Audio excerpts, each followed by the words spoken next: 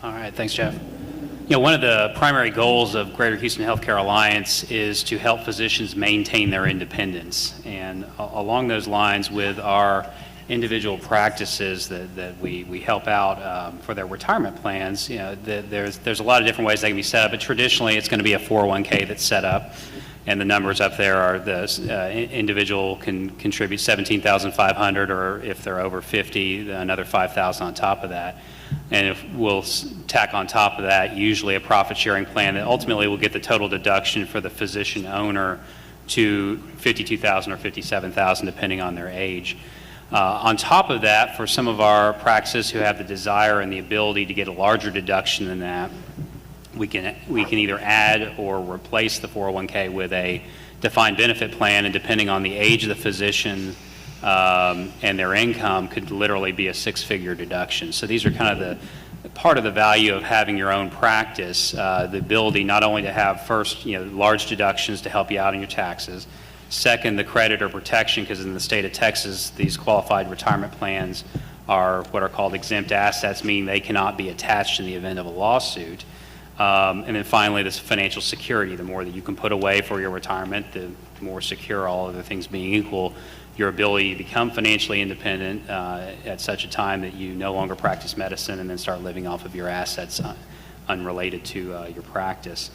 So we see, of course, this pendulum swing somewhat towards more employed practices and away from the private practice model, and certainly a lot of our clients have been taking these offers and looking at these offers. And one of the things that gets overlooked a lot is, well, what will I really be able to put away in XYZ hospitals or practices 401k or 403b? And there are certainly exceptions to this, but in a lot of cases that's it. It's the 401k or the 403b which have the same deduction limits, and all of a sudden this ability to have a larger tax deduction is not there. Now certainly that can be made up, but one of the things that we see a lot is that very few of my clients are able to meet their financial independence goals if they're just putting away $17,500 or $22,500 a year. So certainly if that's all that's available, there can be some after-tax investments that can be put away, but the deduction is lost.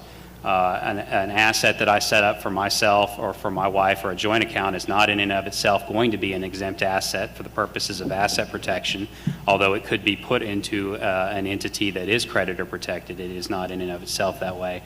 And then of course the capital gains, the dividends, the interest will be subject to taxation each year. We certainly want it to grow, but the more that a taxable account grows, the more that tax burden becomes. So this is one of the things that we look at, one of the things that's overlooked a lot of times in looking at shifting away from independence and into an employed practice, an employed position as a physician, that ultimately by maintaining your independence, it's going to give you an ability to increase your security by being able to kind of control those deductions and ultimately be in a position to where a large majority of your assets are out of the reach of creditors in the event the lawsuit goes the wrong way.